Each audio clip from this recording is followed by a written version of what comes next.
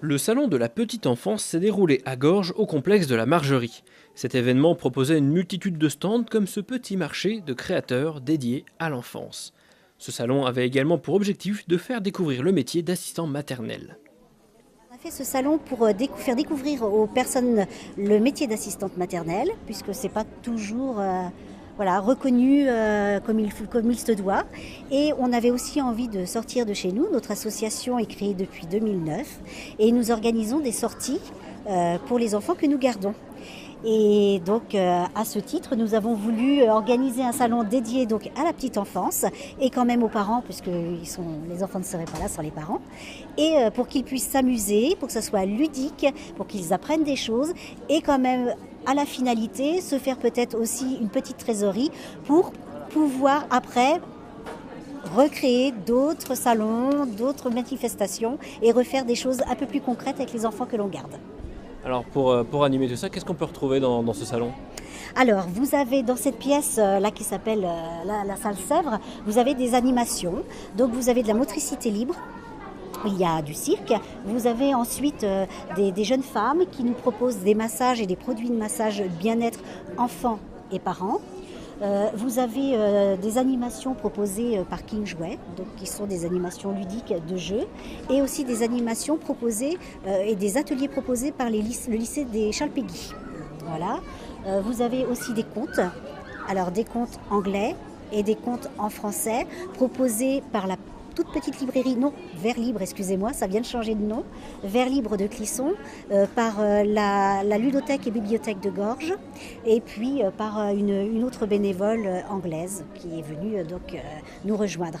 Après, vous avez pour les enfants, eh bien, vous avez de la pêche à la ligne, vous avez un château gonflable, beaucoup de choses, des choses pour se restaurer, pour jouer, voilà. Et toutes ces animations sont gratuites. On voulait faire une petite déco qui était différente. Donc on a demandé au musée du vignoble nantais et à quelques personnes qui avaient donc des collections de jeux d'antan, de vêtements d'antan. Donc dans les vitrines, il y a des choses très très belles, de collections et certainement de grande valeur. Donc après, c'est vrai que pour le regard des yeux, c'est des choses que les enfants de maintenant ne connaissent pas. Vous avez un pot Louis XV en cuir et avec un pot de chambre magnifique en faïence. Voilà, ça c'est vraiment pour eux inédit, ils ne connaissent pas. Donc ils découvrent aussi des choses d'antan qu'ils n'ont jamais vues de leur vie et qu'ils ne verront peut-être plus jamais. L'association Dico LSF était présente et a proposé un petit spectacle mêlant comptine et le langage des signes français. C'est basé sur le fait que nous on part d'une volonté d'accessibilité pour les personnes sourdes ou malentendantes. Et donc l'idée c'est que les comptines c'était surtout pour la petite enfance et surtout par rapport aux bébés qui soient sourds ou entendants, de 0 à 2 ans ils ne parlent pas. Donc la langue des signes est un vecteur de communication. Voilà. Donc entre l'adulte, donc les parents ou les assistantes maternelles et les bébés. Voilà. Le spectacle c'est histoire de sensibiliser le grand public d'une certaine manière sur un forum comme celui de Gorges par les petits curieux, c'est exactement ça. Le but c'est vraiment de faire découvrir aux gens comment se pratique la langue des signes et comment on peut avec quelques signes pouvoir entrer en communication avec un bébé. On a vu justement qu'il y avait les enfants qui participaient, mais également beaucoup d'adultes qui se prêtaient au jeu. Ah oui, notre volonté c'est que tout le monde participe. L'idée c'est que tout le monde puisse vraiment participer. Et voir on dit souvent que la langue des signes c'est très difficile. Oui, c'est très difficile en termes d'apprentissage parce que c'est très très long. Mais avec quelques stages de découverte ou comme nous on propose cet été pendant le mois de juillet à partir de 14 ans, ou simplement à travers des jeux ou à travers un spectacle ou des comptines, on voit bien qu'avec quelques signes on arrive très facilement à tout d'un coup pouvoir apprendre ne serait-ce que bonjour, ça va, merci, bravo, au revoir, etc. Voilà. Des animaux comme l'araignée, gypsy, le petit escargot, très rapidement on arrive à découvrir les signes de la LSF. Quoi. Je vois une affiche à gauche sur les risques pour les femmes enceintes au niveau des dessons. Qu'en est-il ?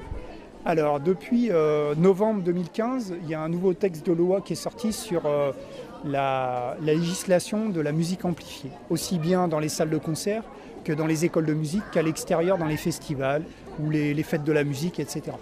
Donc pour les femmes enceintes, on s'est aperçu que les infrabasses et les basses étaient vecteurs de provoquer l'accouchement des femmes enceintes à partir de 7 mois.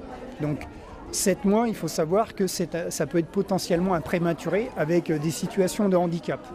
Donc l'idée, c'est que nous, dans nos actions de prévention, on alerte comme aujourd'hui, on sait qu'il y a beaucoup de femmes enceintes, de parents avec des bébés. On les alerte sur cette situation, notamment par rapport à ce qui peut se passer dans quelques temps avec la fête de la musique, certains festivals. Pour les femmes enceintes, quand elles arrivent à leur terme, d'être vigilants à ne pas trop s'approcher des enceintes, etc. On retrouvait donc de tout dans ce salon avec de la prévention, du bien-être, des animations et même un vide-grenier, toujours autour de la petite enfance. Les fonds relevés serviront, espérons-le, à renouveler l'opération.